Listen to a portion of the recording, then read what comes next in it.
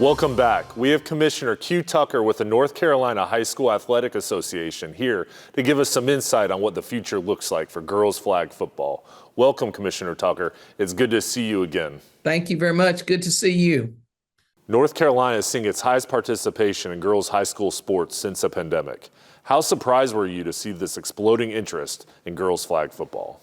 I think we see football now just in general at the professional level, collegiate level. There isn't a day in the week where you can't seemingly watch a football game. So, and then on Friday nights in our local high schools, that's always it's the big deal. Once football season starts, everybody goes to the local high school game, and whether they know those players or not, that's just a community drawing point.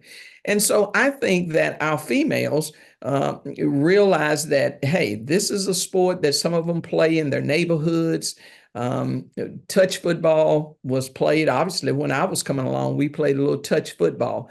So I'm not so much surprised, but I am surprised in terms of the number of school systems, especially our larger school systems, have opted to try to see if they can have the sport in their programs. But that's a good thing, because we like our young people, be they girls or boys, participating.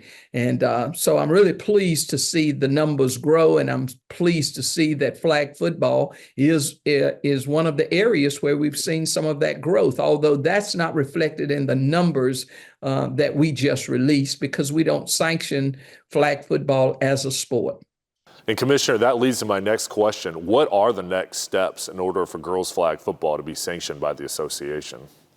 Well, we have bylaws, and believe it or not, there's some people who think we just make up rules, but we do have bylaws, and it is pretty clear that in order for a sport to become a sanctioned championship, currently that rule reads that 25% of the total number of schools would need to offer it. So that would be like 25%. This year we have 443 schools. Or if that's not the case, then you look to see, do we have at least one half of a classification, the number of schools that are in a particular class, in order for us to sanction it.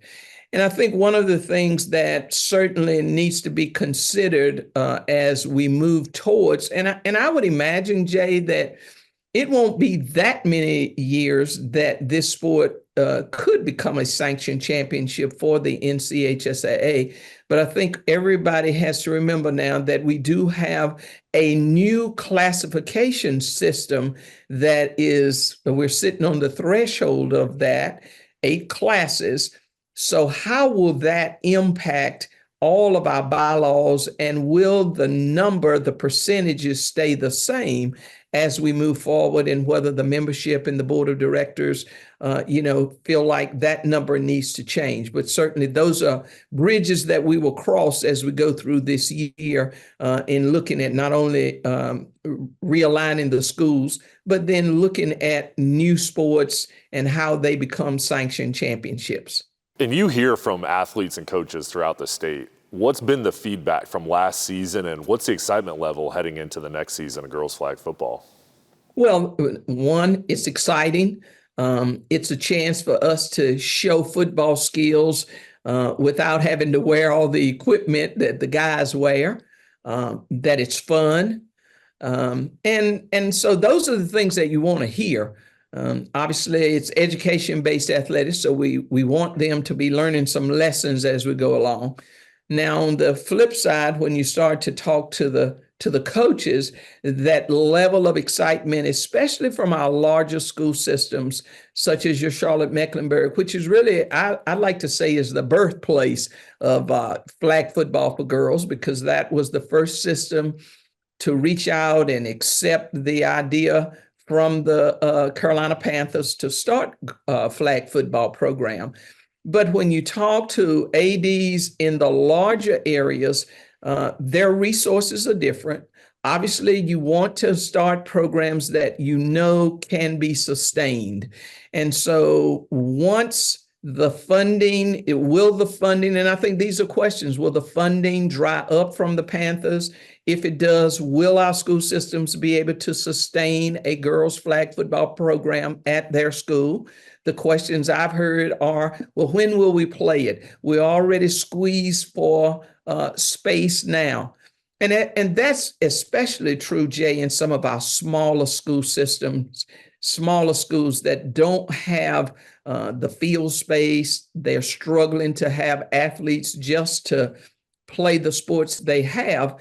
And so then if you start to bring on another sport, or they feel pressured to start a program just to keep up, that's concerning. But that doesn't take away from the fact that there are school systems who can do things that other school systems can't do. And so you want them to succeed. You want them to be able to offer those programs. And we certainly encourage that. And of the ones who are doing something, they're encouraged and they're excited and looking forward, I think for some, just their second year of trying to have girls flag football.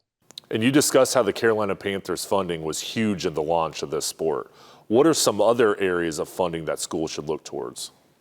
Well, if I were an athletic director at a high school and I was wanting to help fund a girls flag football program, I would look no further than some of the names on the signs that are on my outfield fence in baseball and in football.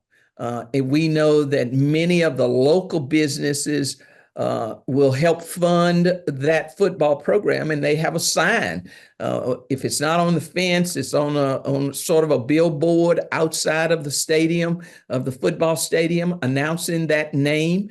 And I think that if local schools would reach out to their local businesses or look to some of their regional businesses, that there would be some funding sources there so that as you move along, you have that sustainability that I think is critical anytime you're going to add a new sport. Thank you, Commissioner Tucker, for your time. We appreciate it. Thank you very much. Thank you for giving us an opportunity to talk about education-based athletics. Thank you for being here, and thank you for watching. We hope you enjoyed today's show.